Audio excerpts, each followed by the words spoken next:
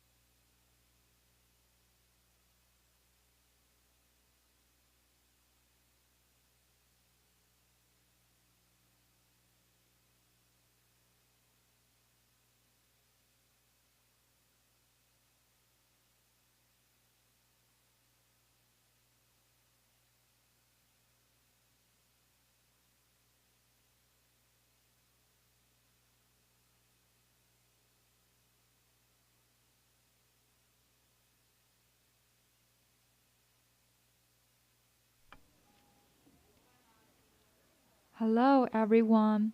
Welcome and thank you for joining the TIGP Orientation. Please take your seats and turn your phone on silence mode. Thank you for your cooperation.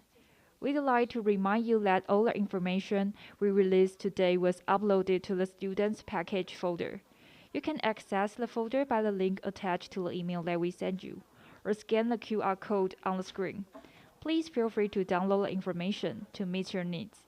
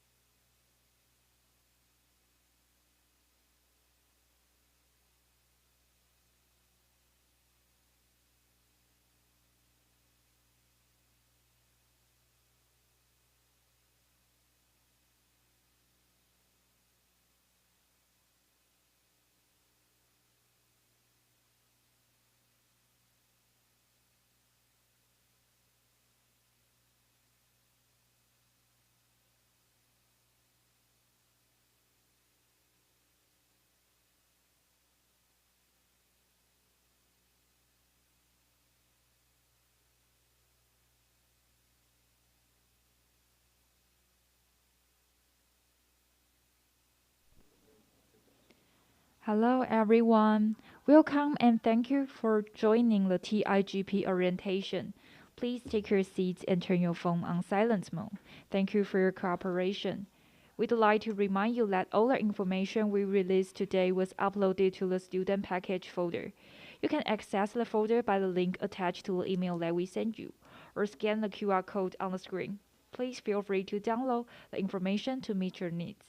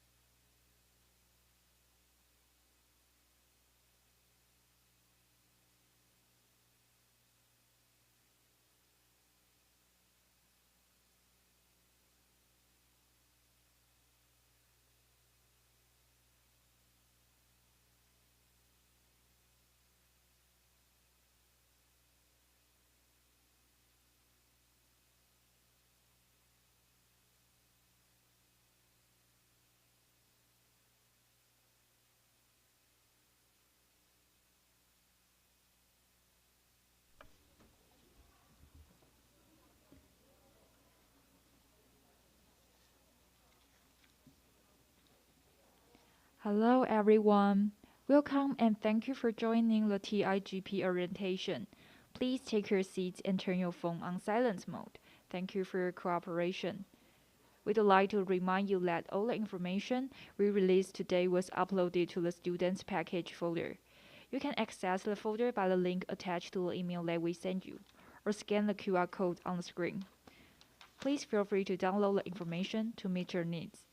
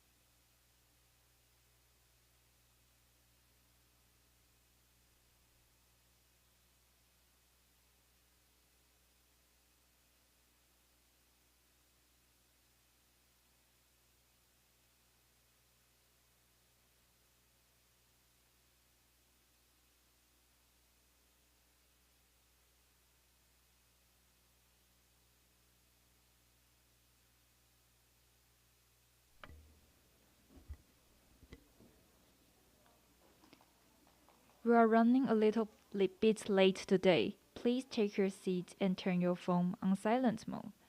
Thank you for your cooperation and sorry for the delay.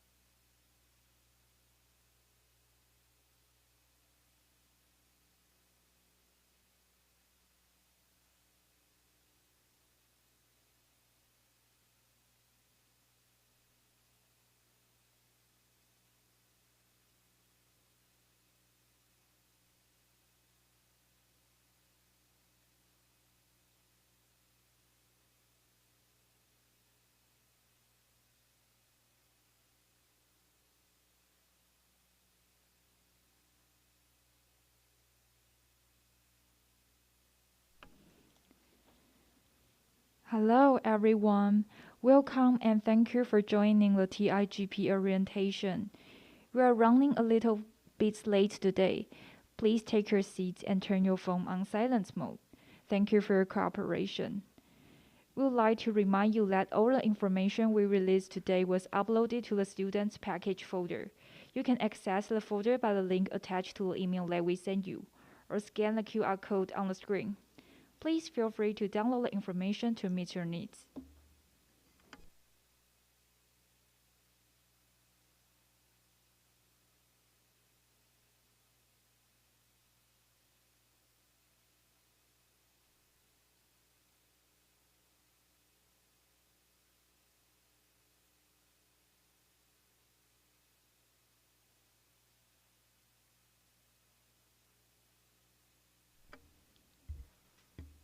Good afternoon, ladies and gentlemen. My name is Annie. I'm your MC today, and it's my pleasure to welcome you here this afternoon. 2022 TIGP Students Orientation will start now.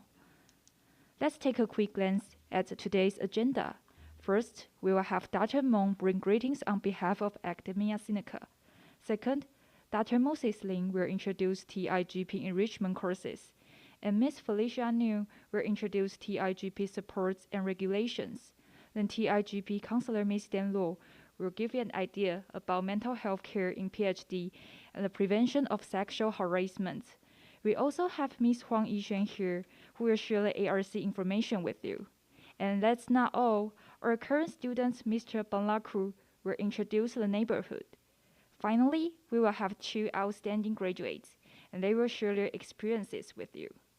So now, let's start with the opening remarks by Dr. Mong, who is the Graduate Dean and Director of the Department of International Affairs of Academia Seneca.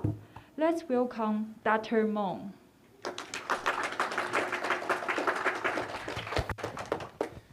Thanks, and welcome everyone. I am standing here to congratulate all of you. This is really not an easy journey to be here, in particular with the pandemic, which affects each of us. So I'm really glad that you guys can make it coming to Taiwan. And for those who are watching the video online, I also wish to see you guys here pretty soon. So I'm your graduate dean, and I also run the business of international affairs in Academia Seneca. So today you will meet a lot of our staff members here, not only TIGP office, but also secretaries in each individual programs, as well as our DIA officers. So the supporting team here would make sure each of you can go through PhD study with productivity and also importantly with joys. So this is the key message I want to deliver to you today. As anyone else here working in the research laboratory, I also run my own lab in the Institute of Biological Chemistry. So in addition to administrative job, I'm also working as a research fellow here. You will meet many people like me as your potential advisors in the future. All right, so let's take a quick look of 2022 TIGP admission overview. This is the reason I want to congratulate each of you, since the admission rate is pretty low, and we are running lower and lower year by year, suggesting that we have a larger pool of applicants along the years. Such as this year, we have more than 1,300 applicants, and out of them, we only admit 165. So in terms of nationality, for the new students being admitted this year, 35% are coming from domestic students. and 65% are international students. And inevitably, we will have some students coming from the country which represent the top 5. Each year, we have this. So I point out this. The reason is not to show who is the majority here, but I do want those students coming from Taiwan or top 5 countries. You need to take care of students who represent smaller numbers from those countries. So why I say this, I hope TIGP can break down the boundary of nations, since we are all here as a whole family. So for those ones who can easily find your colleagues from the same country, certainly you feel safer, you feel warmer, because you have a lot of friends with similar cultural background. However, you also share the responsibility to take care of others. We have a lot of students who represent just the only one from that country. So you guys, Taiwanese students and the students from these top 5 countries, you have to show your courtesy, take care of them. This is very important because network here in TIGP means a lot.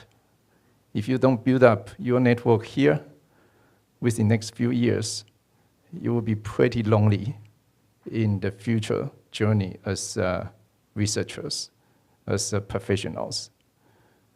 So remember this, on day 1, you break down your nationality and build up your network with your colleagues, your friends. All right, here, I wish we are not only foster students, but we build up a system to help you develop your career. So this is the mission of TIGP, and I hope each of you can take the advantage of this mission from us.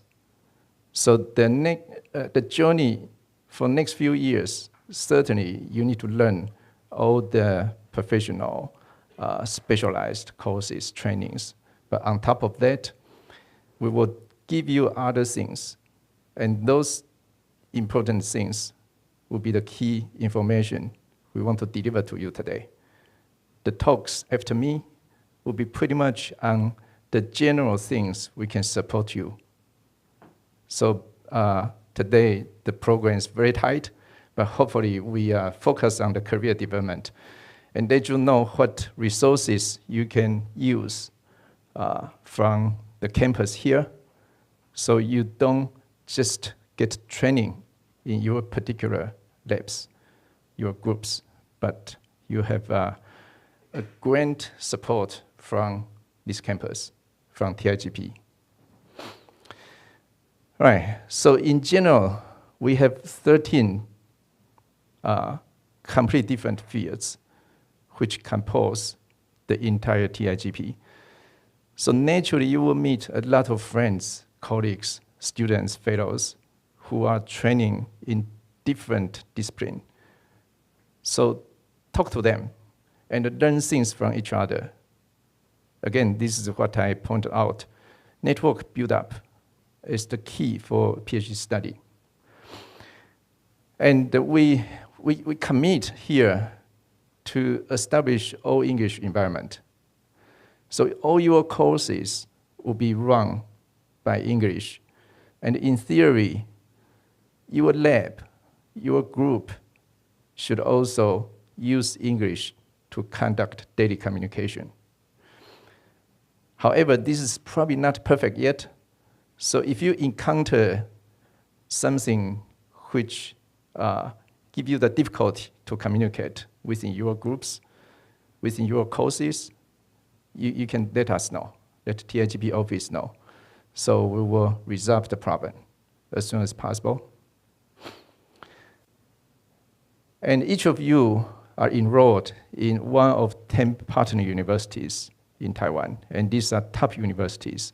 So again, in your diploma, you will have the name of your university as well as the certificate coming from Academia Sinica. So this is the joint graduation supported by university plus Academia Sinica. And obviously, I think you all know this, but I still want to emphasize one more time.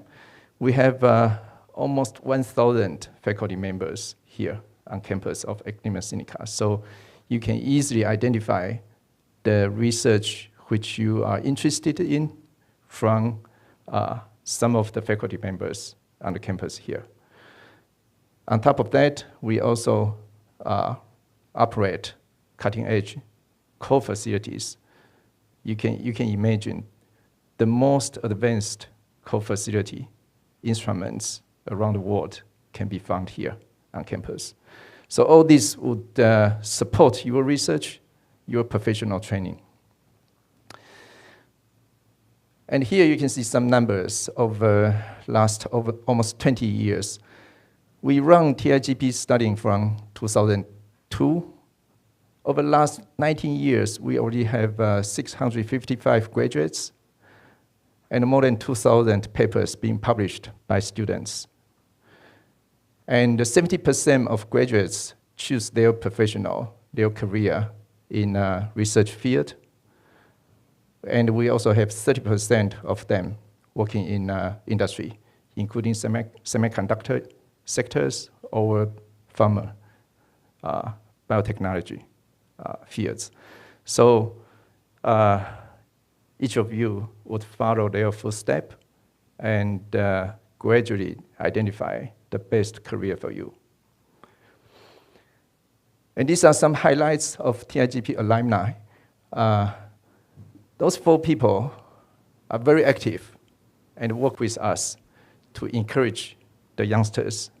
So at some point, we may invite them here back to talk to you guys, either online or in person.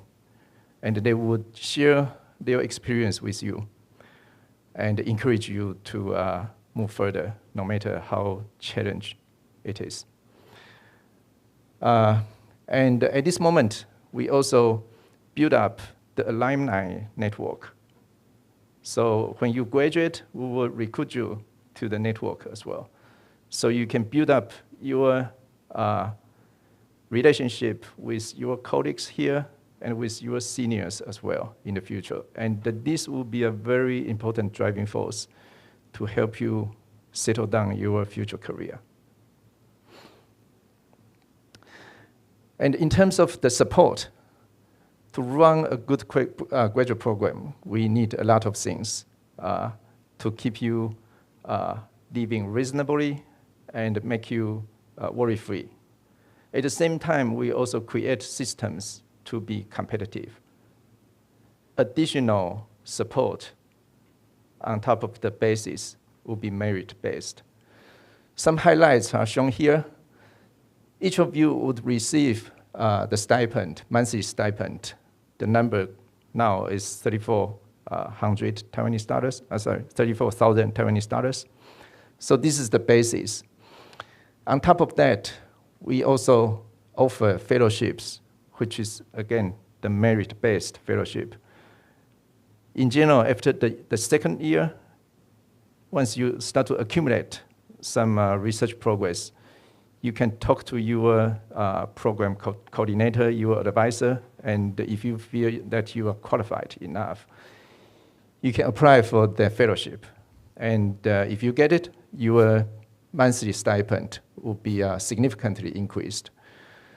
And certainly we also offer TIGP dormitory, and this is heavily subsidized, so you pay very small amount of money, but you receive high quality of living environment.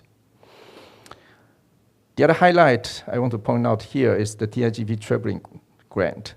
Even though we consider Academia Sinica is great, we still need to learn more things outside of Taiwan. So we support students to apply for the traveling grants. If you get it, you will use our fund to attend international conferences, and your registration fee, airfare, accommodation will be reimbursed. Okay, so this is also highly competitive, but doable. So since 2006, at least 185 students successfully received this award. So each of you would have the chance to compete and get our support. All right. Each of you belong to one of the 13 programs. So in terms of the professional training, your program would take the majority of the responsibility. So they offer courses, no matter the required courses or elective courses. This will be offered by your program faculty members. So you will have a lot of things to choose from. And now we support programs to open courses that can be shared by other programs as well. So take a look of the curriculums and talk to your program secretaries, and you can discuss with your colleagues, your seniors, and start to identify the courses you want to take. At some point, we also invite faculty members from foreign universities, such as UC Davis. They may set up some courses here on Academia Sinica campus for the entire summer. So students here can also take courses offered by top universities in the world. So those are the things run by programs. But we at TIGP office, we take care of the courses survey. So the survey will be conducted by us independently. And by the end of the semester, our staff members here would ask each of you to turn in the survey form. And this is very important. You have to tell us how you evaluate the courses. And here at TIGP office, we also start to run very important things to support your career development. This is the enrichment courses. And I just list two highlights here. One is the academic writing course. The other one is the thesis writing and the publishing skill courses. And my colleagues, especially Dr. Moses Lin, will spend some time to elaborate what's the content of enrichment courses. This is the new thing we officially launched this year. So you guys are very lucky. You will have the systemic arrangement of enrichment courses which guide you through your junior to senior years in TIGP. And in addition to Moses Lin, other colleagues would also tell you more insights of enrichment courses from different aspects. So to me, this is the highlight today. We tell you what we can support you. Then you have to invest yourself. We can only offer the opportunities to you. And whether you take it and how much you want to put your effort, that's your decision. Okay? All right. So this is my opening. And our next speaker is Dr. Moses Lin. As I said, he would let you know more details of enrichment courses we are going to offer this year. Okay, Moses?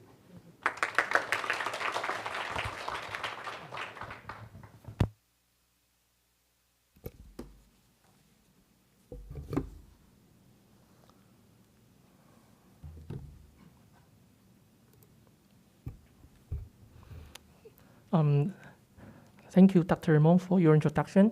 And hi, all TIGP Fraser. Welcome aboard. This is Dr. Moses Lin, the Executive Secretary of DIA, Academia Sinica. Well, in the beginning, I have to tell about myself. I did my PhD abroad, bringing family with me, and at the age of nearly 40. So I was an international as well as a mature student. So in the PhD study is even tougher for me. PhD study is very different from other studies. You need patience, talent, self-discipline, strong support from your supervisors, family, as well as the research institute, and so on. In addition, I think that you have to understand, feel free to seek further assistance if necessary. So I experienced both the struggling and joyful parts of the PhD journey, and I recognize that systematic support from the research institute is very important to help PhD students to successfully complete their journey. So in the session, I will introduce the TIGP Enrichment Courses, which is a supportive system provided by DIA TIGP office for you. Before my presentation, I'd like just remind you again that mine and my colleagues' slide will be shared with you after the orientation, so just concentrate on listening and don't worry about the note-taking. Okay.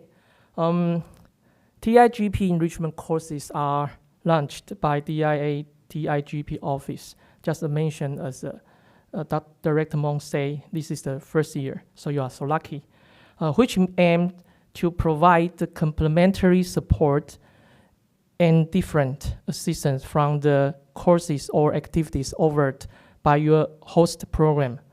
It underpins our commitment to providing you with a high-quality postgraduate student experience at Academia Seneca.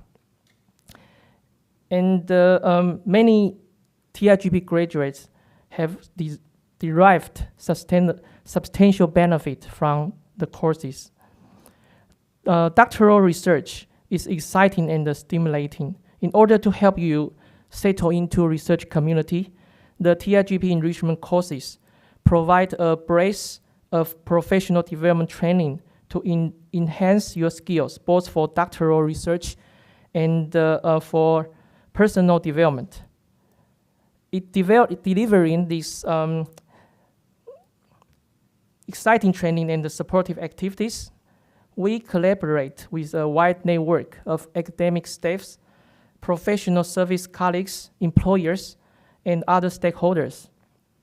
On the other hand, we understand that the PhD journey can also be very frustrating and challenging, with bumps in the road on the way to achieving your qualification. Therefore, the system of enrichment courses can also help you to get you through any tough times when things are not going to plan, which includes the peer support activities and workshop, as well as the assistance from the DIA office and the Mental Health Care Center. Okay, so what is the framework of TIGP enrichment courses? We use TACE framework, which include transition, acquisition, completion, and the employability, to give you a 4-stage and step-by-step indication concerning what learning opportunity to consider and when along your PhD journey. Also, it will vary across disciplines and methods. The TACE framework has been widely used in the UK doctoral academic in university system. The pictures illustrate the 4-stage framework to gradually help you to enhance your ability, which refers to the first stage, transition, that includes orientation and induction, adapting to a new culture, environment, learning research essentials, joining the postgraduate research community. The second stage, acquisition, that means you should develop academic competence, research capabilities, personal effectiveness, and the transferable skills. The third stage, completion, which means in this stage you have to develop personal resilience because you're nearly for graduation. Complete the thesis, develop research impact.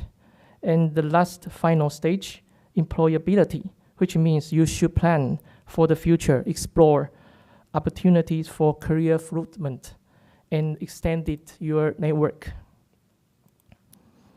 Okay, so based on the above TACE concept, I will show you the major parts of enrichment courses we provide in the different stage for TIGP students. For junior, in the transition stage, we provide Mandarin learning course for international students. It's not only help you to adapt to the new environment, but also beneficial for your future career.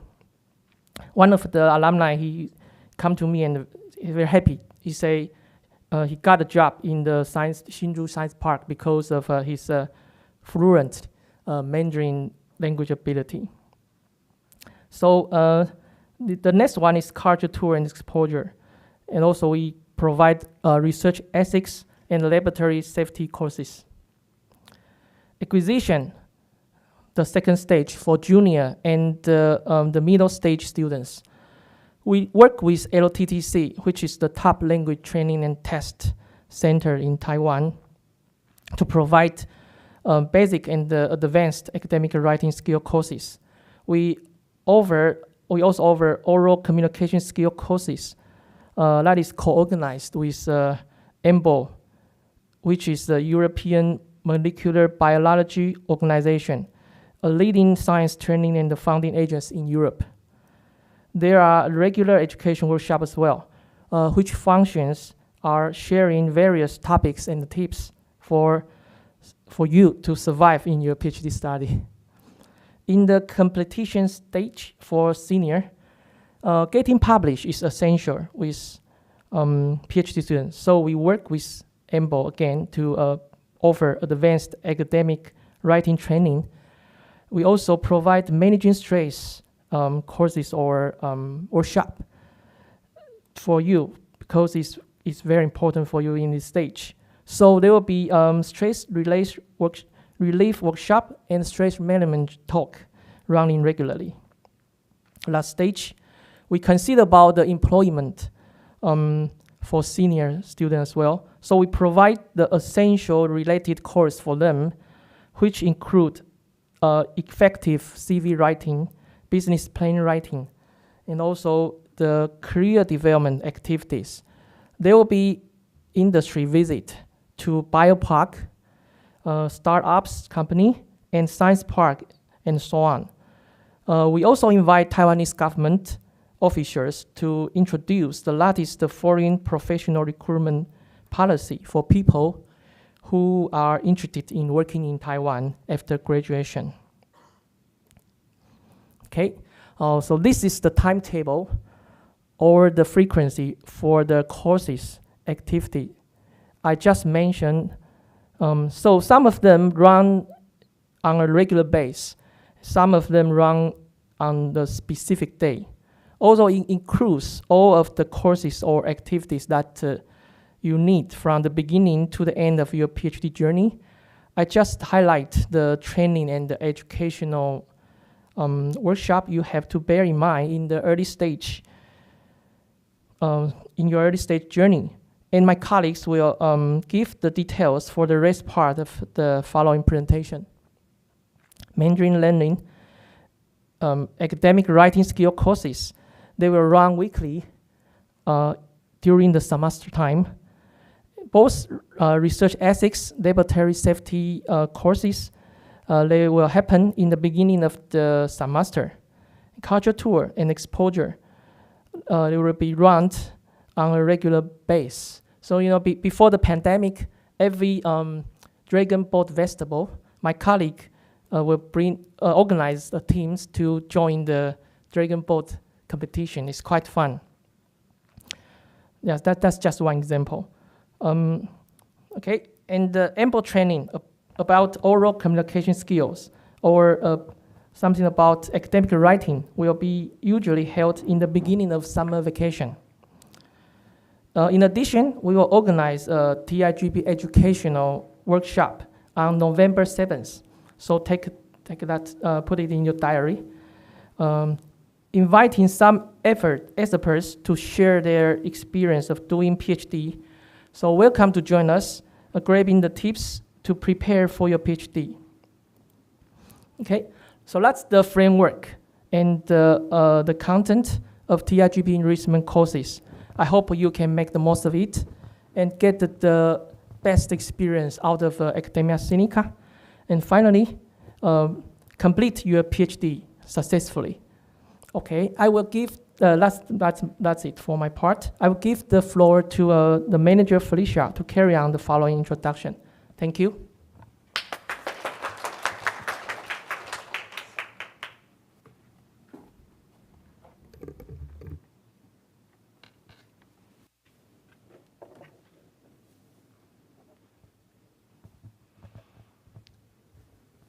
Hi, everyone. I am Felicia. Welcome to the TIGP family. In this session, I will introduce our regulations and the support we have for you during your PhD life. We expect you to become a great researcher in Academia Seneca. Also, you can utilize your time in TIGP to build up your future career and also your professional network. Okay, from the previous session from Dr. Moses Lin, you've heard a lot of our enrichment courses, right? So now, let's take a closer look at what they are. First, laboratory safety training course. That is tomorrow. So how many of you have registered for this class? Can I see your hands? Okay, great. So you know there is typhoon right now, right? So tomorrow, before you go out, make sure you check your email first, okay? If the course is canceled, the organizer will email you, okay? So before you go out, check your email inbox and junk box, okay? But if you don't get any emails, that means you can still come. Okay, let's come back to the course. So these are the topics you will learn related to the safety training. As you know, there are risks involved when working in a lab. So you must learn how to protect yourself from accidents and how to protect your coworkers in the lab. Okay, so at the end of the course, around 4:30, you will take an online test in order to get your lab passport. And that will be a certificate for you to legally learn and work in the lab. Okay. Next, research ethic course. Okay, on this poster, can you see that there are two professors here? Dr. Zhang, I have taken several of his classes. He is very experienced, informative, and passionate. He is one of the greatest professors I've ever met, so I believe you will learn a lot from him. Okay, the topics are listed here. On a serious note, as a student, you must follow research ethics policies of Academia Seneca and our partner universities. That's the reason the ethics course is a required course for every new TIGP student. You must attend, okay? If you cannot attend, you must get permission from your program, okay? Mentoring. Okay, for the first year of international students, learning a local language is necessary. All right, this will help you to better adapt to life in Taiwan and to become more competitive for your future job hunting. Outside of study, okay, we have cultural tours for you. All right, so you can see we've taken students to, this is Pingxi, Bitan, Yeliu, and Yingge. Okay, these are famous scenery spots in Taiwan. By attending those events, you can meet new friends and you can build up your social network. Okay, we want to improve your academic skills. So we hire teachers from LTTC and Enroll to give lectures and workshops on CV writing and also writing skills and oral presentation skills. So for those courses, the purpose is to help you with your thesis writing and paper publishing. Usually the course registration is in June and November. All right, we want you to learn the essential skills for your career development. What are the topics? Okay, so we have lectures for CV writing, interview preparations, and we also take our students to visit biotech companies and laboratories. Okay, so you can learn from the industry leaders. Furthermore, we have lectures about foreign professionals recruitment policies. If you want to stay and work in Taiwan after your graduation, you have to come to the lecture and learn the information here. All right, so before we've talked about lots of enrichment courses, now let's move on to the support we have for you. First, Academia Seneca Counseling Center, ASCC. They provide mental health care to enhance your personal well-being and your work performance. So in next session, my colleague, Mr. Lo, will tell you more about this. Financial support. Okay, as you heard about our financial support, in principle, TIGP students receive a stipend of $34,000 per month for a year. And for the students who perform well, the stipend will be extended for 2 more years. Okay, we want to reward those students who achieve outstanding success in their research. So we have 2 fellowships here. Winners of Research Performance Fellowship will receive a total of $40,000 Taiwanese per month, and that will last for a year. And if you are the winner of the Presidential Fellowship, the total stipend for you per month will be $50,000. That also lasts for a year. The application usually opens in July. Okay, here. Your stipend will be transferred to your post office account. So as a new student right now, at this stage, you need to get your post office account as soon as possible. As for the TIGP travel grant, we provide it to encourage our students to attend international conferences. For PhD students, Academia Seneca also offers 2 grants.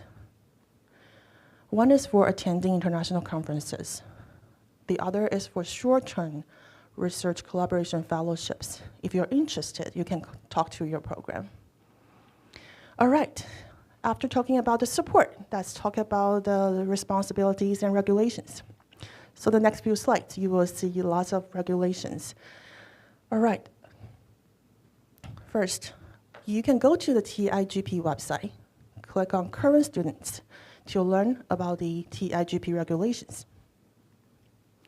For your stipend, okay, right now you have $34,000 per month, but you must follow the regulations of Academia Seneca, TIGP, our partner universities. And also you must follow the research ethics policies, okay? Otherwise that will jeopardize your stipend. If you're taking a leave more than 14 days, you must tell your program. The purpose is to keep your studentship. Okay, and your program may have different regulations, you can talk to them. All right, each program will organize their own individual orientation event. They will tell you their regulations, so make sure you're aware of the rules and follow your program's policies. Okay, these are the upcoming events. Make sure you add those events to your calendar. The Laboratory Safety and Training course is tomorrow. The TIGP Dorm Orientation is on September 21st. The TIGP Welcome Reception is on October 6th. So for the welcome reception, the purpose is for you to interact and meet your new classmates. So we only provide light snacks on site. So it is suggested that you eat dinner before you come. And the TIGP Ethics course will be on October 8th. Okay, after today's orientation, please fulfill the 2 requirements within 2 days. That means the deadline for this is September 4th. Step 1, watch the 2 videos here, okay? And the links are provided to you in your student package. Step 2, make sure you read the form carefully, sign the form here on the bottom, and scan the file into a PDF file. Step 3, upload the regulation form. You can click on the link or use the QR code here. Okay, so when you are on the online folder, find your program first and click on your folder for your program and drag the file to your program, okay? And for your file name, make sure you write down your program dash your name. This is an example, CBMB-Jenny Chen.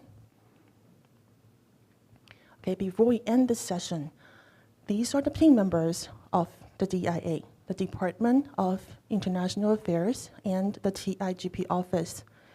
Also, this is our program secretaries. Okay, we're very looking forward to meeting you in the near future. Now, I will introduce my colleague, Stan Low. She will tell you mental health care, and she will also tell you the prevention of sexual harassment. Let's welcome Ms. Stan Low. Thank you, Felicia. Good afternoon, everyone. Hello. My name is Dan. I'm one of the counselors from Academia Seneca Counseling Center. So today, my part will be covering mental health. And it consists of 3 sections. The first one is managing your mental health during your PhD program. We're going to look at some of the challenging areas you may be facing in the next few years. And the second part is when to seek help and where to find mental health resources. And last but not least, we'll quickly cover a bit on sexual harassment prevention in Academia Seneca here. Now, why mental health? In the past few years, there are actually studies have been indicating that there is growing concern in mental health concerns for PhD students. And there is even an international conference on this topic. I don't know whether you're aware of it. So we can see that it's actually a universal concern. And at TIGP, we take it seriously, and we have been putting efforts in mental health promotion for many years. And each year, we do have a number of students seeking counseling services when they're in need. So I'm going to show you part of the counseling statistics from last year. So you can see of all the students sought our counseling services last year, 36% were having stress management concerns, followed by 13%, and they were having mentorship and study concerns. 13% were coming to talk about their difficulties in family relationships. Also, 6% were having psychosomatic symptoms. Well, it's likely that some of you may also encounter these challenges in the next few years. So it may be helpful to be aware of what they may look like and what you can do to prevent or cope with such situations. Now let's start by looking at what a PhD journey may look like. Well, I would like to invite you to think about what motivated you to attend a PhD program, and what your expectations are going through this PhD journey. Well, let's take a look at this picture. This shows one's plan or expectation on taking the PhD journey. It's like point A to point B, and getting your PhD degree is the destination, right? Looks simple. While the reality looks more like this, okay? So you are going to encounter various challenges and difficulties. You're going to have to learn different skills, removing roadblocks. You're going to be under various pressures, and sometimes you may even have self-doubt on whether you've made the right decision getting into the program. Now, if you're clear on the motivation of why you're doing this program, and have a more realistic expectation on what you may encounter. When you encounter these challenges, you're more likely to deal with them in a more effective way. I'm going to show you some of the common concerns our former students dealt with. Well, the first one is cultural adaptation. Well, as you're aware that most of our TIGP students are international students, some of you may have had the experience of living abroad, but for some, it may be your first time living in a foreign country. Well, it is quite exciting, right? Meeting new people and having new experiences, yet at the same time, it can be overwhelming in unfamiliar settings, and also kind of experience a different way of life. Well, let's take eating as an example. Well, this may be an exaggeration, but in many of the local restaurants in Taipei, chopsticks are what you get. So you're bound to experience a certain level of culture shock, and with unfamiliar settings, with strange food, maybe not used to the weather, and so on. And This may lead to feelings of frustration, homesickness, and sometimes you may even experience minor health concerns. Well, fortunately, many of our students are able to adjust as life gradually gets better and when routines set in. So there are some ways for you to deal with culture shock and help yourself to adapt. The first one is take your own time to adjust. Remind yourself that it is normal to have difficulties living in a foreign country. Sooner or later, you feel better. And keep an open mind as well. Participate in social activities and explore and discover the new culture and local traditions. Create new support systems for yourself as well. Make friends with your classmates, your lab mates, Taiwanese or fellow international students, as doing research can be isolating sometimes. So being friends with other PhD students can make the situation better. Well, next, we have interpersonal relationship concerns. Well, as we just said that many of us are from different cultures, right? So cultural differences can increase the likelihood of misunderstanding. Take this picture as an example. People from different cultures show disagreement differently. While in fact, behaviors such as leadership, communication, and feedback styles can vary across countries. While it is important to be sensitive to cultural differences, it's equally important to avoid overgeneralization or stereotyping, because even people from the same culture can experience interpersonal relationship concerns as well, right? So here are some suggestions on building good relationships, and these are applicable to our international students and our local Taiwanese students as well. So first, of course, is be friendly. Smile and say hello, and remind yourself that it takes time and effort to build relationships. You can make an intentional effort to remember someone's name with the correct pronunciation. It just shows that you care. Be respectful as well. Try not to judge others based on their looks, their origins, or their actions. Treat them as individuals. Promote cultural understanding by sharing your own and learning from others. I think this one is particularly valuable to our Taiwanese students because you get to stay in the comfort of your own home, yet have an opportunity to have an international experience. Personally, I think making friends with people from different culture can really open your mind, and it helps you to look at the world through different lenses. It's really beneficial. Practice active listening. This is a very effective strategy for improving communication. You can simply restate or summarize what the other person has said to make sure that you have understood them correctly. And this helps to build rapport and also make sure that important information doesn't get missed or misunderstood. Well, next we have mentorship. It refers to your relationship with your supervisor. Well, as you all know, it's a vital part of your PhD study process. Just like most relationships, it varies depending on the working styles and the personalities on both sides. So sometimes it will have the chance of having misunderstanding or mismatched expectations. Just like this comic, right? On the left side, the student expects the professor providing enough guidance and direction.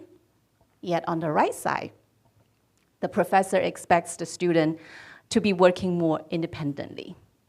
So what can you do to maximize the potential of your relationship with your supervisor? Well, most of you are going to start your lab rotations pretty soon. So I would like to invite you to think about what you're looking for in a lab and what your research interests are, what your strengths and your learning needs are, and what kind of supervision style are you looking for, in a potential supervisor.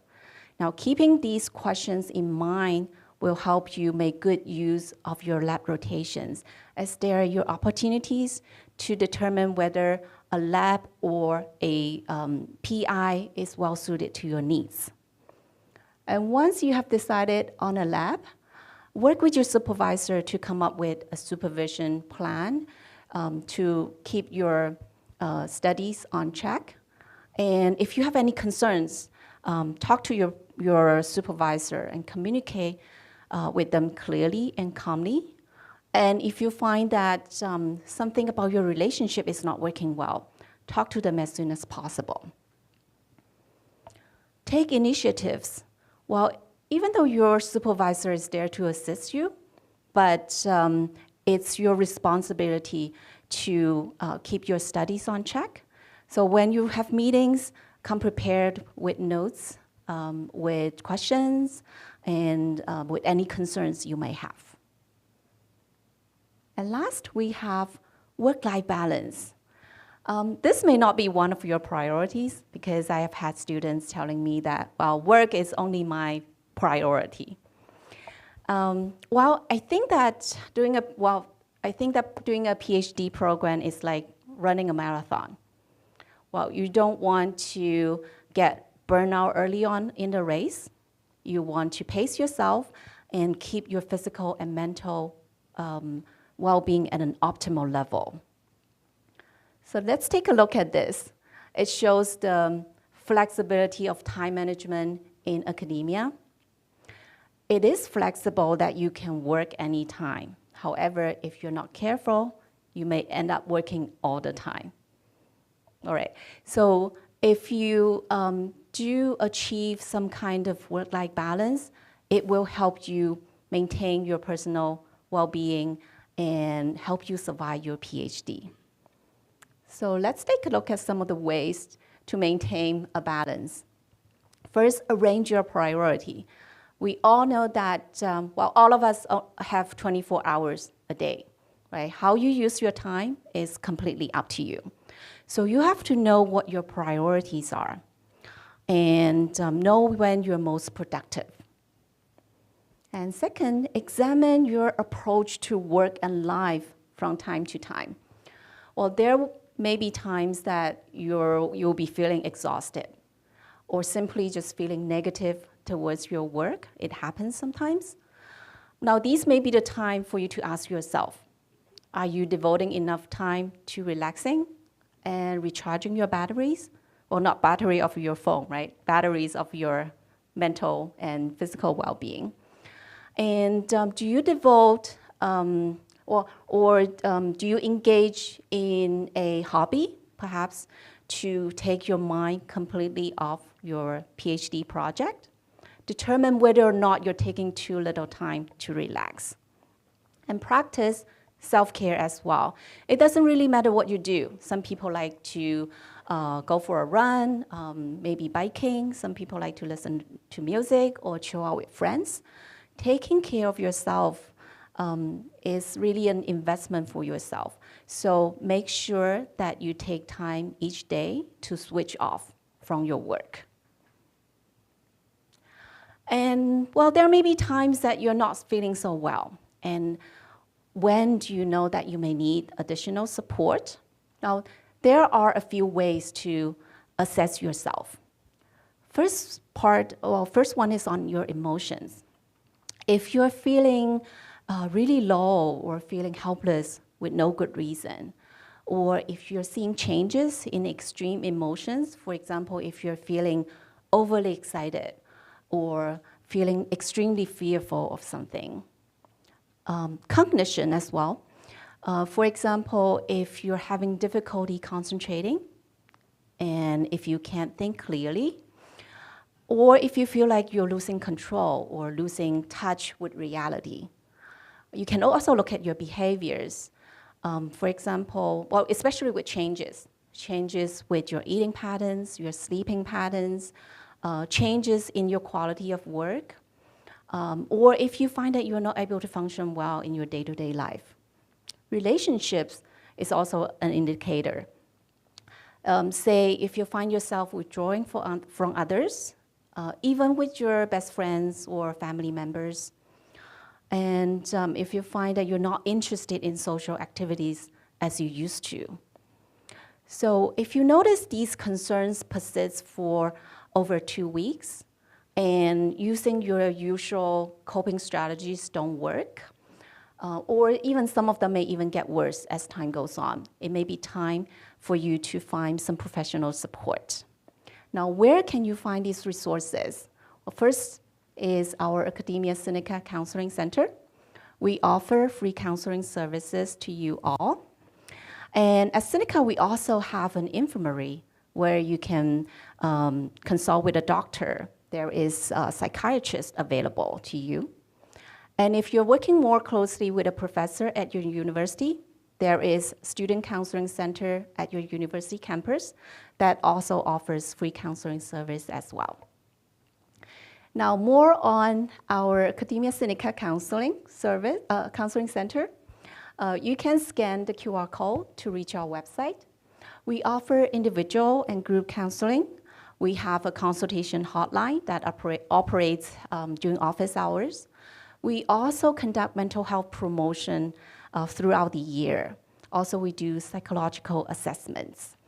For more information, please check out our website. We now have 3 full-time counseling psychologists available to assist you. They're Ms. Annie Yang, Ms. Maven Fong, and myself. And where can you find us? We're located on the 2nd floor of the TIGP building. As you can see, we have spacious waiting areas. We have a multifunctional room and several individual counseling rooms available for use. And coming up events in the next few months. On October 20th, we have a music and stress relief workshop, which is facilitated by a music therapist to show you how to use music as a stress reduction tool. And in November, we have a stress management talk. Well, this one is in Mandarin. In December, we have our annual peer support group for new students. We like to see all of you there. And it's a really great opportunity for you to connect and to share your study and living experiences with one another. And you all receive invitation of these events through your email. And last, I'll quickly cover sexual harassment prevention in Academia Seneca. Why is this an important topic to cover in today's orientation? Well, the reasons are twofold. The first one is, well, in the past few decades, the Taiwanese society has been putting a lot of effort in promoting gender equality, which has resulted in policy changes, such as the development of these laws. And it has gradually become a shared value in the Taiwanese society.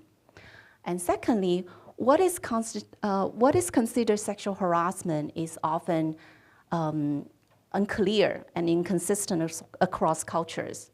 So we thought that it might be helpful to discuss with you what is considered sexual harassment here in Taiwan, and also inform you what to do if you do encounter such situations. So you don't really need to remember these laws. I will show you some examples of such behaviors. So the first one is unwanted flirting. That refers to when someone makes sexual advancements and the other person tells you to stop and says, no, it's unwanted. Catcalling is when someone whistles or makes a sexual comment towards another individual. For example, calling a female colleague nice legs. You may think that is a compliment, right? But it's also a sexual comment. And especially when she's feeling uncomfortable, it's considered sexual harassment. So please be aware, you can make compliments on others' work, not on their looks. Touching without consent. Well, this is a matter of respect and a matter of cultural differences as well. So what may be considered appropriate physical contact with another person in your country may be considered unwanted action by another individual here. Sexual favors, for example, requesting sexual favors in the workplace to keep your job or to receive a promotion. Showing inappropriate pictures or posters, sharing sexual messages or images that were meant to be private. So basically, sexual harassment is intentions or they're mostly like actions that are not wanted and make someone feel bad. There is also a stalking and harassment behaviors. For example, tracking or tailing, threatening or insulting a person, asking for a date repeatedly, sending unwelcome messages or images repeatedly, and misuse one's personal data without their consent. It is illegal, okay, if any of these behaviors occur repeatedly or when one continues to exert anything sexual or gender related towards another person against their will, which intimidates them and affects their daily life. So it may be helpful to be aware of these behaviors and also would help you to protect yourself. Now, if you do encounter these incidences, the office that deals with such concerns at Seneca is the Personnel Office. You can go to their website and locate the Sexual Harassment Prevention and Appeal page and find the following informations. And if you do want to file a complaint, you can either call or email them.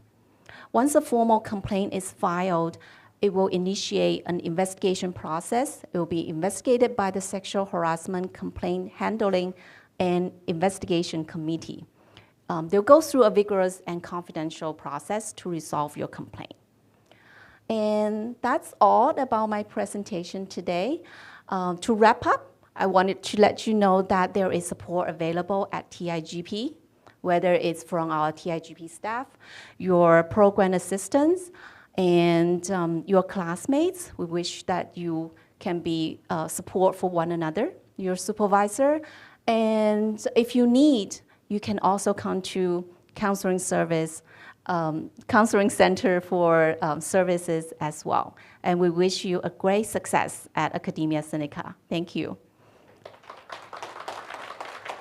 And next, we have Huan Yi from the TIGP office to deliver some important information on your legal status in Taiwan. Welcome, Huan Yi.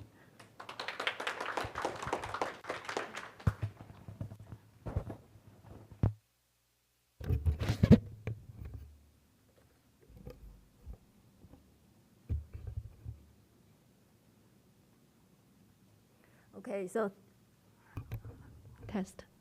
Thanks for Dan's informative talk. Now let's focus on ARC information.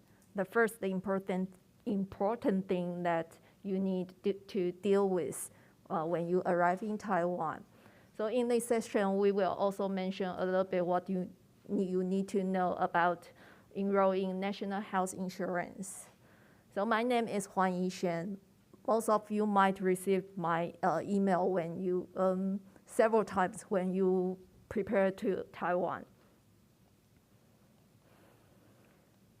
So the first thing is who needs to apply. So foreigners holding resident visa and intending to stay in Taiwan for more than 180 days are required to apply. So the ARC card is a blue card, look like this.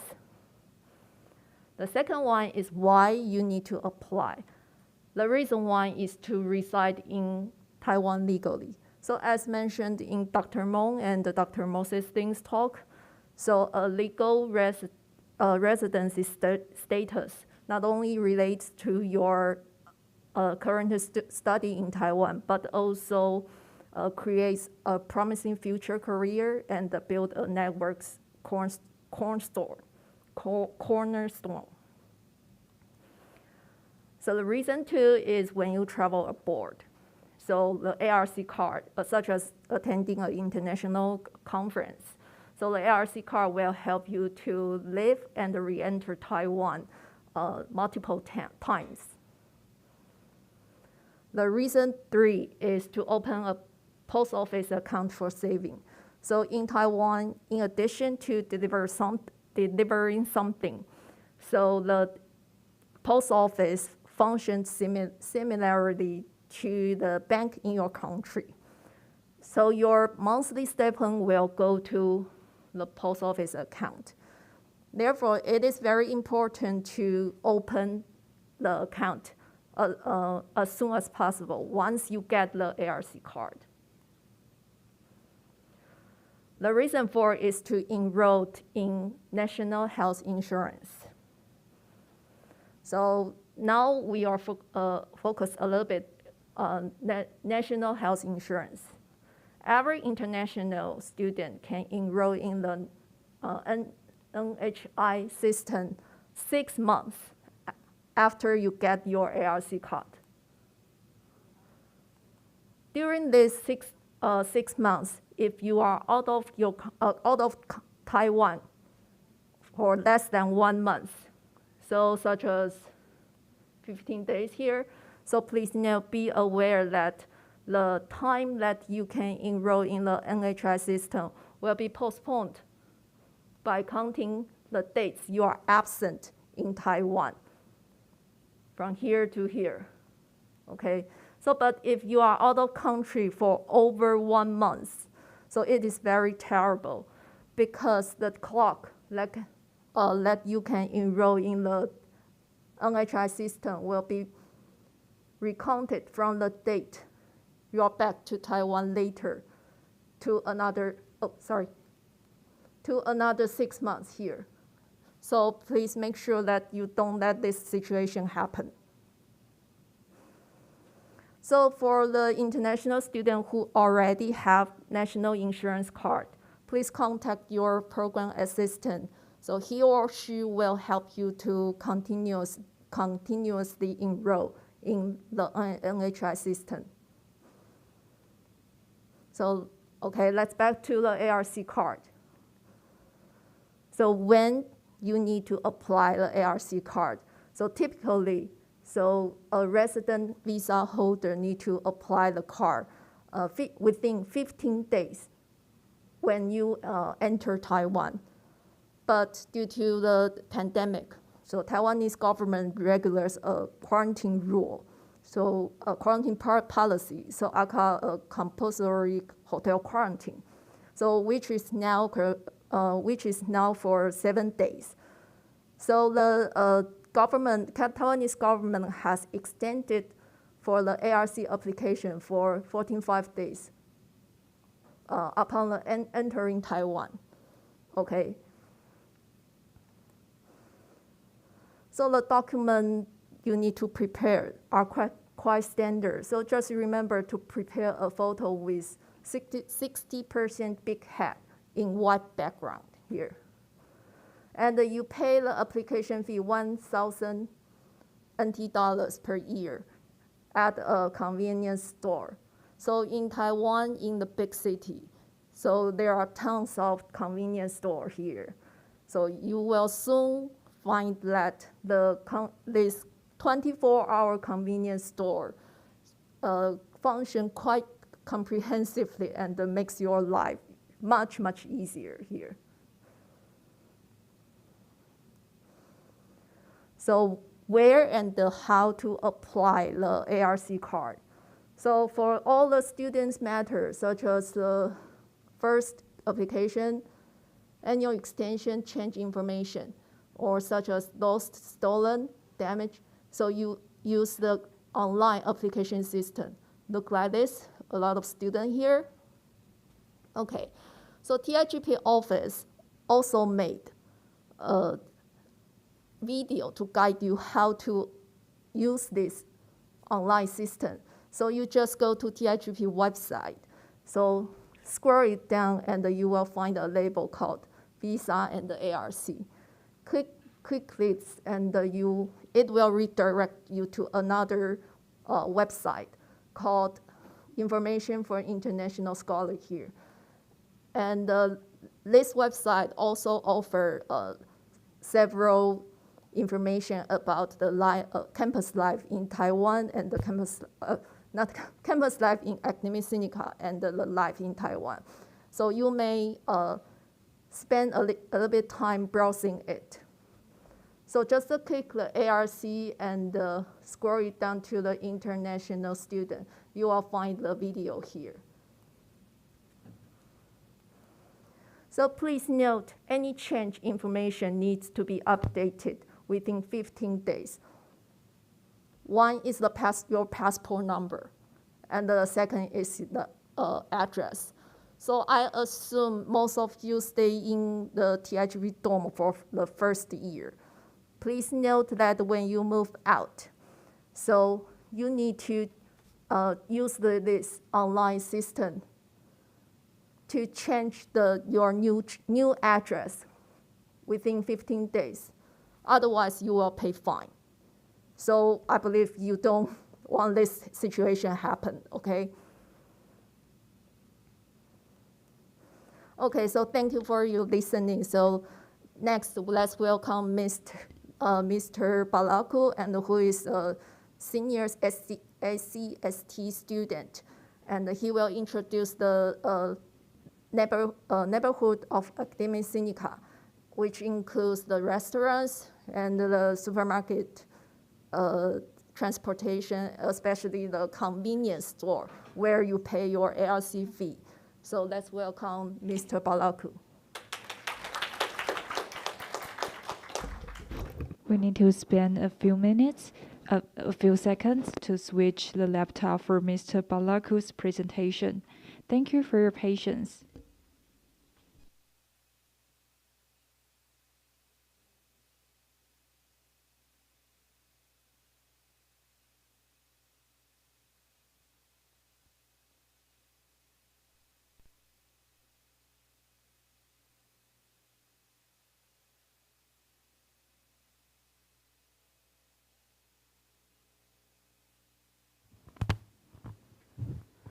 Okay, good afternoon, everybody.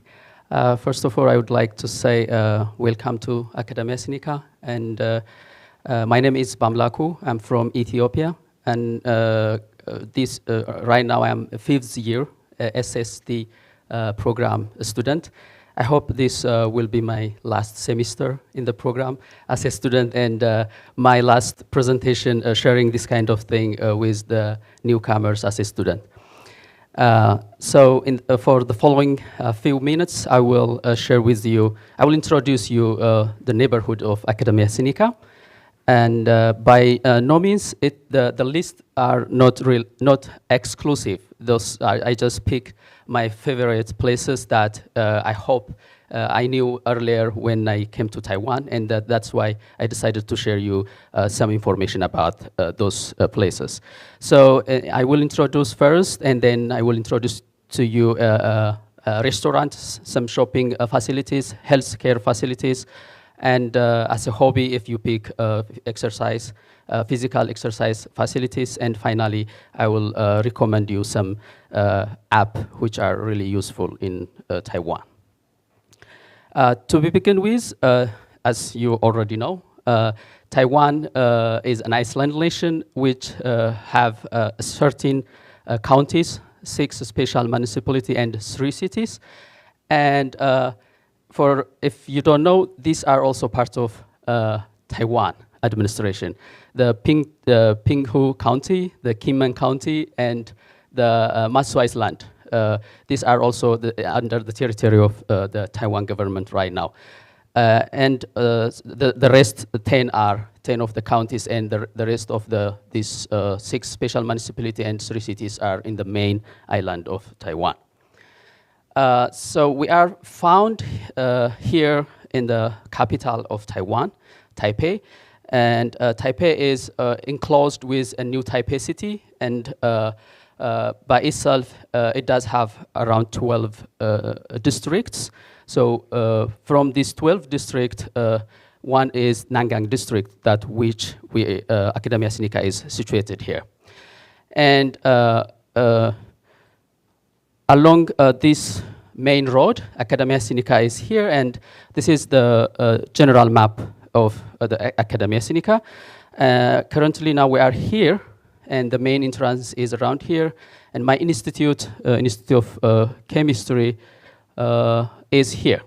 Yeah, and our dormitory is around here. So I think you can find this map. It's and also pretty much everywhere in the campus you will see this map. So if you want to navigate in the campus, you can just approach any tapelas that have this kind of map, and you will get where you want to go. And my first. I remember at the first time I came to Taiwan, because I'm from a totally different food culture. So I was in a very big culture shock when it comes to food. So I wish if I knew all these places at that time. So that's why I want to share this for those who came from areas which have like totally different food culture than the Asia in general. So, but now I'm really fan of Taiwanese food, so I can eat everything. The first is we have a market here next to Academia Sinica. It's called Zhongyan Market. From outside, it looks like a very old brick building, but inside it's a kind of very food court or market court kind of market. So you can find restaurants, different small restaurants with very good food, and it's famous with most of the Academia Sinica staffs and our students, TIGP students also. So I think you would like to visit it as soon as possible if you want to get something that you would like to eat, and also for some fresh. Not only cooked food, but also if you want to cook in your dorm, you can have fresh vegetables and fruits with the cheaper, student-friendly cost in there. And the other is if a dumpling. I'm a big fan of dumpling. As you can see, if you read Chinese, my T-shirt is about one of the restaurants in Taiwan, dumpling, and. Nearby we have this dumpling restaurant, Bafang, which is a chain restaurant. We have one in our neighborhood. And for those who don't eat any meat or pork, you can have your own choice, like only chicken or vegetarian or any kind of that stuff. So, and you can visit Bafang Dumpling. And the other restaurants which are very famous among the Academia Sinica worker in general and the TIGP students are the Taiwanese-style buffet restaurants around the neighborhood. So especially around here, the main gate, there are, I think, 3 or 4 such kinds of restaurants. So you can go there and it's a buffet, so you can pick whatever you want, and the price will be determined how much you put on your dish. So I think you would find useful that. And the other one is, until you get to use this Taiwanese kind of food, you can try some Italian style food, like here. We have second gate here around the elementary school in front of the second gate. So next to that, this row is lots of restaurant we have. So the one is I usually visit is Tucan for their variety of spaghetti and pasta. And some healthy food in Hawaii, less oily and more healthy kind of lunch boxes or dinner boxes you can find in Hawaii. And inside Academia Sinica, we have activity center in front of this building. And from time to time, I'm afraid the the size is decreasing and some restaurants are moving out, but still there are some restaurants inside, especially on the weekend. So you can go there. Most of the restaurants that I mentioned, they're closed in the weekend because most of the customers are students and Academia Sinica staff, so they are closed on the weekend. So you can, on the weekend, come here and you can find Moss Burger. And also there is a 7-Eleven convenience store. Why I mentioned the 7-Eleven here is those facilities here are discounted for Academia Sinica's students and also staffs. By showing your ID, you can find around 10 or 12% discount from any cost. So that way you will save some money. And if you want to see really a real Taiwanese food with your friends, if you want to dine with multiple group of friends, we usually come with my friends, my lab mates. I'm the only foreigner in my lab, so all of my friends are Taiwanese. So I just pretty much follow them and eat whatever they eat and do whatever they do. And now, so that's, you can go here. This building is in front of this very building, this Baiyun or Northern Cloud restaurant. So you can just share lots of food with your friends there. And shopping, Nangang is a little out of the city district actually, but luckily we have one famous station, which is Nangang Station. Nangang Station is a house for one of the famous malls, shopping malls, the Citylink Mall. So Nangang Station Citylink Mall have a variety of shops like clothing, boutiques, and other shopping items that you would like to have.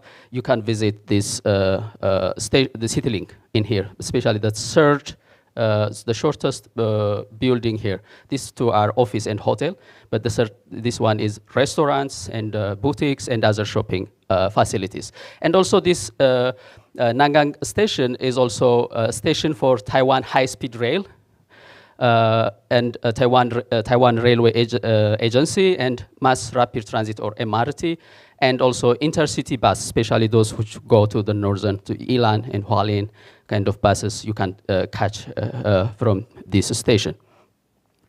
And if you are into sport and want to buy some sport accessories and clothes, Decathlon is a student-friendly, cheaper option here around. So you can, Nehu store is the nearest for us, Decathlon. So you can visit that. When I say it, I say cheaper, it's pretty nice. I mean, it's relatively. I didn't mean like very bad quality, but it's a very nice quality with very affordable price for students. That's what I mean. And if for a wholesale membership shopping, we have Costco, also in Nehu Costco shop. You can be a member and buy pretty much everything from there. And here in Academia Sinica post office building also, we have High Life, one of the famous convenience stores in Taiwan. And here also you will have 10 or 12% discount for Academia Sinica and TIGP students as a member.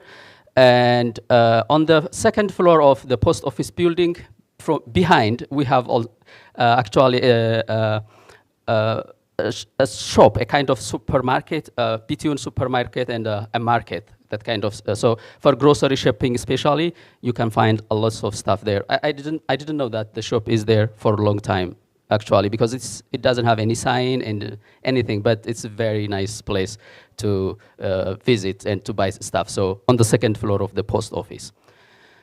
And the second is about health facilities. We wish you all to be healthy, but if in case you got something to take care, I will recommend some places here, but as a general rule of thumb in Taiwan, if you see this, because most of the things are in Chinese, so if you see this on the door of or around the door of any building, that means that's a health institute, a health center, whether it's a clinic or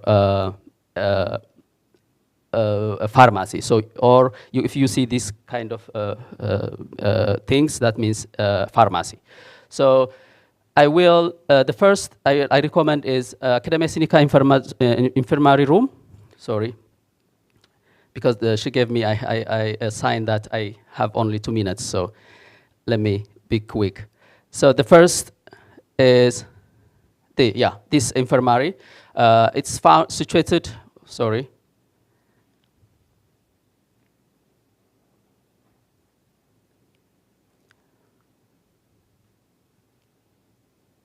Yeah, and the first floor of the gymnasium for very minor injuries and very minor situations, like the counselor mentioned already. If you have, if you want to consult for very minor things, you can go there. And also, we have nearby clinics and pharmacies, Chalong, and the hospital that I usually go is Tri-Service Hospital, is also nearby. They have staffs with a very good English-speaking staffs, and and their service is also pretty nice. I love to go there whenever I want. And we have also Taipei City Hospital Zhongshan branch here on the blue line of the MRT. And the exercise, we have Academia Seneca Gymnasium with lots of facility inside. And also, if you are into hiking, we have hiking routes around Nangang. The one is Elephant Mountain, Nangang Mountain hiking trail from Elephant Mountain to here. And it's a very nice for a view, the whole city, and also very nice outing exercise. And the other I recommend is biking route from our area to Tamsui, around 32 kilometers, but you can just take any of these lengths and come back. It's a very famous biking route and a very nice view. And you can use U-bike. You don't need to have your own bike until you buy a bike. You can use the U-bike service. The final one is the Taiwan cycling route. This is for you for your long-term plan if you want to cycle around the island. So this is a very well-known biking route, around 866 kilometers. If you want to know more about this route, you can visit the website of the Taipei Taiwan Tourism Bureau. And if you think that's too much, this guy, Mr. King Lu, the president of the famous biking company in Taiwan, the Giant, he finished this route within 12 days. Final, the recommendation for Chinese language dictionary, it's very important to learn the language. I recommend you the Plico. It's a nice application. For Taiwan Railway Agency, the Taiwan Railway timetable, you can find multiple information there about the railway. And for bus, Taipei bus timetable. For MRT, go Taipei Metro, especially if you want to carry your bike with you to go somewhere. And this app will give you information which stations allowed you to do that or which stations doesn't. So you can find lots of information there. And if you want to go different parts of Taiwan using the high-speed train, you can use Taiwan Express. So that's all. Thank you very much. Amasaganalo. That's my language in Amharic, and Shisheni. Thank you, Mr. Balaku, for your wonderful information.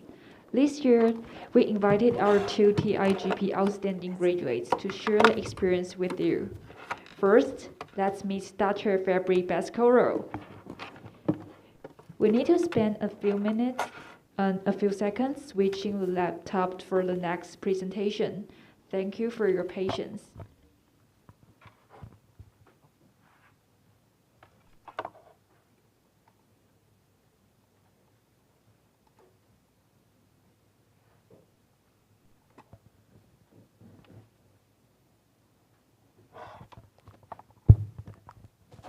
Thank you. Hi everyone, good afternoon. First of all, I would like to thank the TIGP office that give me a chance to standing here. And second, I would like to congratulate all of you guys here being accepted in the IGP in 2022. And my name is Febri Baskoro. I come from Indonesia, and I am the IGP STST alumni. Today, I would like to share my experience and the journey during my PhD study. And if you ask me how is your journey in the IGP, I would like to say it's my life-changing event. Because, yeah, thanks to my mentor, I can graduate on time, 4 years. I joined the IGP in 2017, and I graduated in July 2021. And during my study, I published 4 publications as a first author, and then 2 of them are featured as a cover article. And I got several awards, including Academia Sinica TIGP Research Performance Fellowship, and I have a chance to represent Academia Sinica in a Global Young Scientist Summit in Singapore 2020, just right before the pandemic started. And then just recently, I got again to represent Academia Sinica in Lindau Nobel Laureate meeting in Germany, which is organized by Lindau Nobel Foundation in Germany, and this meeting is dedicated to the chemistry. And last but not the least, I still have a gift during my PhD journey, that my first daughter born at the same day of my final defense. And yeah, like 8 hours before my defense. So it was my biggest day ever, and I will never forget that my study and during my journey in the IGP. Then today I would like to share with you the message with all of you from some Nobel laureates during this meeting. Before I elaborate the message, I would like to let you know what is a Lindau Nobel Laureate meetings. This meeting is annually is organized by Lindau Nobel Foundation. It started in 1951, just after the World War II, and it was the largest regular congregation of Nobel laureates. It's about 30 to 65 Nobel laureates in each meeting, and it's divided into 3 categories, like for physics, chemistry, and then social and medicine. So this meeting take alternately every year. Like this year meeting is dedicated to the chemistry. So next year meeting is dedicated to the social medicine. Yeah, and this become the second largest meeting apart from the Nobel Prize Award in Stockholm. And during this meeting, there are 600 young scientists around the globe, and with around 33 Nobel laureates. And then there are a lot of activities, including the Nobel laureates lecturers. So they share their journey to get the Nobel Prize, and then their current research, and etc. And there are also some panel discussion to the upcoming hot topic, like the collaboration research in this challenging time during this COVID, and then how the publishing should be, and yeah, etc. And also an open exchange means you can interact with the Nobel laureate so close in maybe around 2 young scientists, 20 young scientists, 1 Nobel laureate or 2 Nobel laureates. And I was so happy during this meeting I can interact closely with Professor Ben Feringa, which is Nobel Prize in Chemistry in 2016. And I have very nice lunch with Professor Randy Shachman in Nobel Prize in Sociology and Medicine in 2013. I would like to elaborate Professor Ben's lectures during this meeting. During this meeting, he present about the joy of the discovery and beyond of our horizon. At the very beginning, he showed this slide, and then told us that when he's still young, when he's still kid, he's wondering where this beautiful rainbow will end. And then he continued with his childhood story, and then the early career. He went to the senior high school, and then go to the University of Groningen to meet Professor Hans to get inspired for them. And then this is his first molecule that was synthesized. But the important thing is here he mentioned that the joy of discovery is an adventure in the unknown. There are a lot of challenges, dreams, and opportunity. And then he mentioned that it's okay to get lost in this beautiful adventure, but the important thing is you can get back and discover something. So to be able to survive in this adventure, first you need to discover your talent, follow your dreams, be confident, discover your energy, what is your passion, and then discover your limits, how high you can fly. So these things are, maybe you can put in mind that to survive during your PhD study. Then again, I would like to emphasize why you choose to be a PhD. There are a lot of jokes out there that the grad school is similar like the zombies, or this is the anatomy of the grad school, same clothes since when, and yeah, grab a cold coffee in the morning, but I do that. I have a cold coffee in the morning. So I would say PhD is a long journey. So find your guiding star, your passion, and be aware of yourself. and then choosing the right boat. I do believe all of you already choose the right boat, that joining the TIGP for your PhD career. But again, after you get accepted in TIGP, you need to choose again the right boat. Categorize here like 3 categories that you will need to be deal of, which is PI, lab environment, or research topic. Which one you want to, more get attached. For example, you may find, oh, this PI is very nice to me, and then the lab environment is very nice, and the other one is research topic is very challenging, then I am interested in. So you need to find which one you can deal with it. So, and if you found this category match in one lab, just go there, join it. So I would say maybe some lab rotation maybe isn't a real life, so choose wisely on this part. And then I would like to again emphasize the message from Ms. Dan, that if you think that your journey of PhD, like this straight line, with just courses, research, publication, and you get PhD, and then this is your time that you just have work, social, and sleep, I want you to wake up. This is your dream only. This is your reality. You need to have courses, research, publishing your manuscript, thesis writing, and oral defense. And this is your time will be. So yeah, PhD is hard, but there are some advice for you. First is you need to have a life and time management. You need to have good management on this part. And then the second is surrounding yourself with a positive atmosphere, family, friends. I know some of you are away from the home, then it's good for you to make a new family here, make a friend with others. So, and then the third one is keep yourself motivated. Joining the seminar, talks. In Seneca, there are a lot of seminar talk, or even Nobel laureates will come to Seneca. And I think Seneca have one Nobel laureate in physics. So yeah, join the seminar and talk to keep you motivated to do a research. And then the fourth one, don't compare yourself with others. This is very important because although all of you started in the same year here, but it doesn't mean maybe all of you have a different start.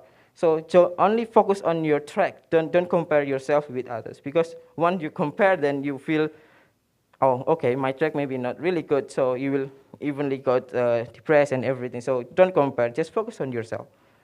And then the last one is don't forget with yourself. Be happy and enjoy your life. And lastly, I would say PhD is really fun, but good test is only exists in the night market.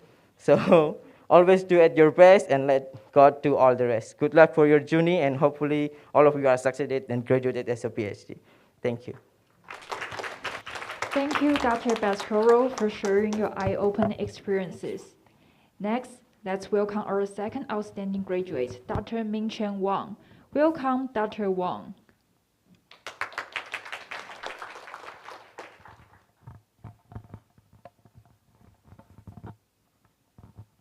Okay. Hello, everyone. I'm Ming Wong. I was the student from the biodiversity program.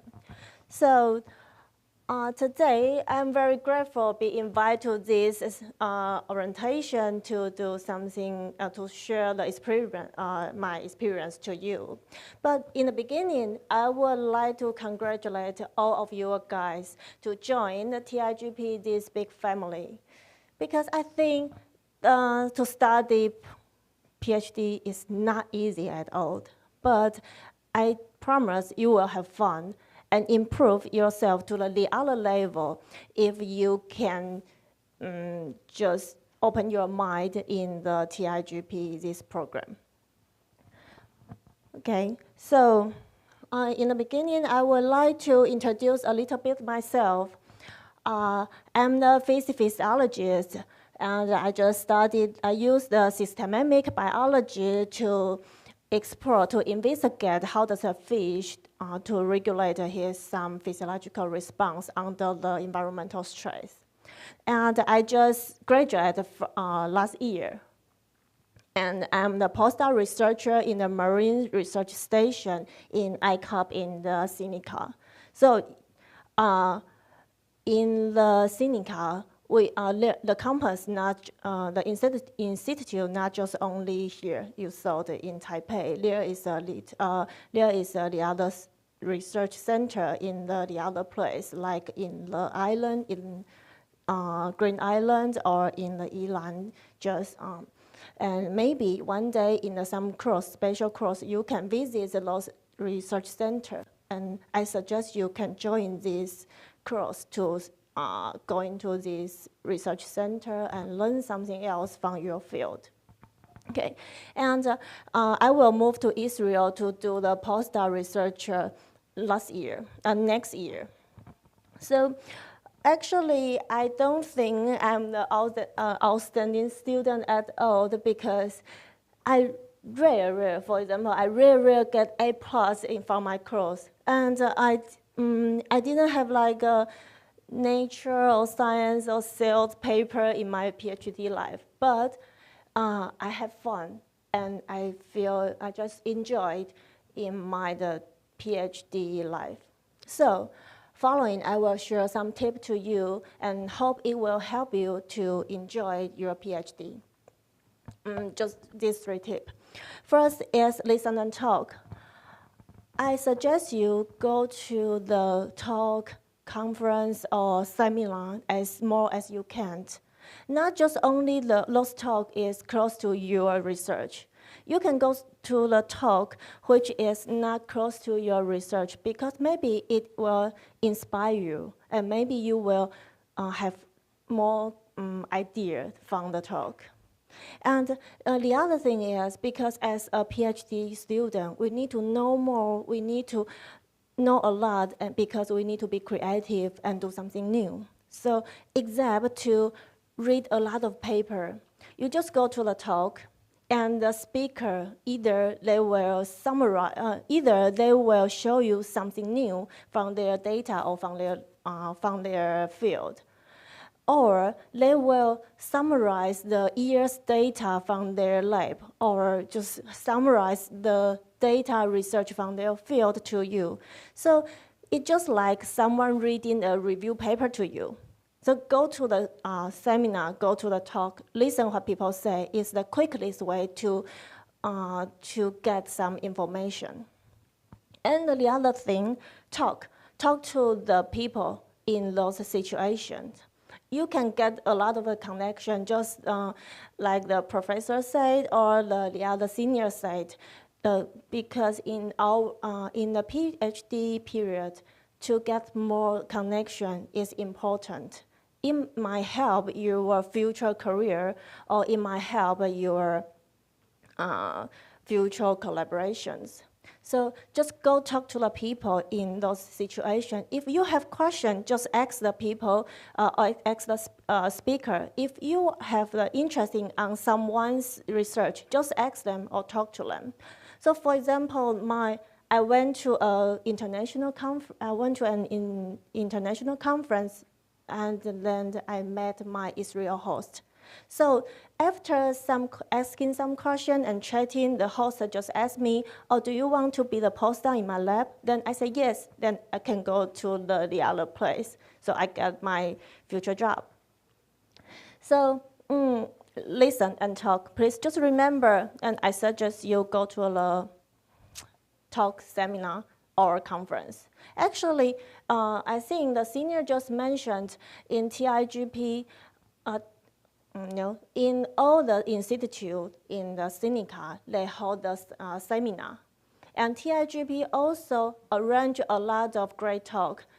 And they also provide some funding to you. You can apply the funding to the conference.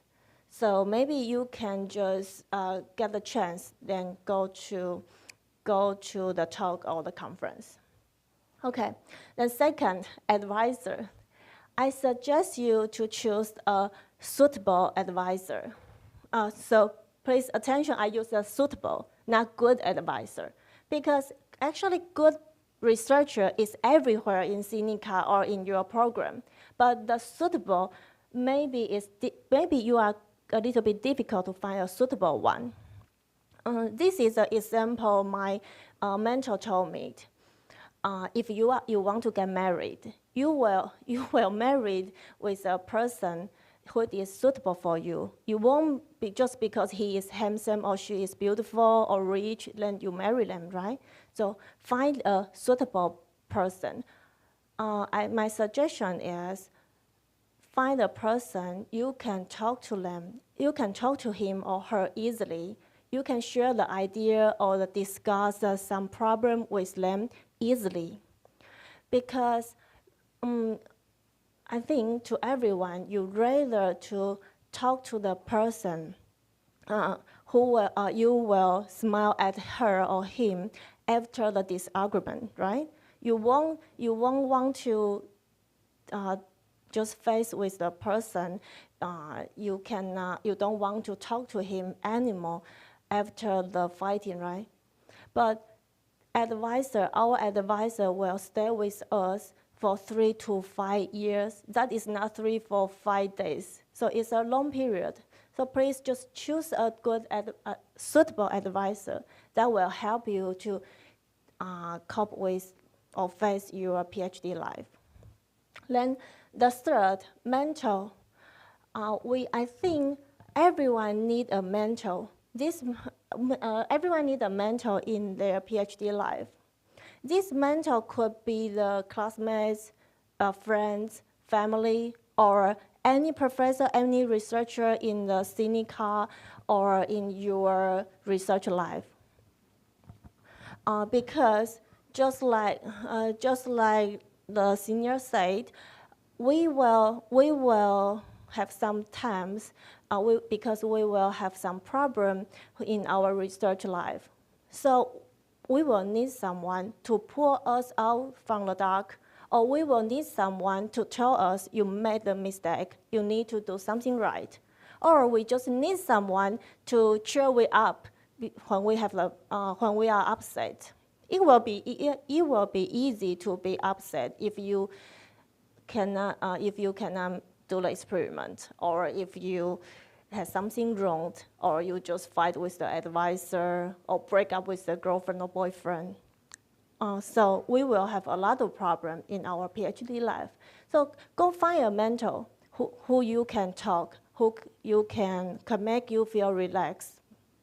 Okay, so for example, this is the girl Daphne. She was the TIGP student, but we are in a different field. But just because we are in a different field, we can share our opinion in our field or our research, the idea. And when I have a research problem, I just told her he can give me some advice from her side. And that will be great. If you don't have the ideal mentor, I suggest you just go join the activity which is TIGP arranged. I think TIGP will arrange a lot of activity for the student. Maybe just have fun, maybe help you to find a career, or just you can know each other in the situations. So in the situation, maybe the person you first talk with will be your mentor. Or maybe you can link the connection, then they will be your research partner.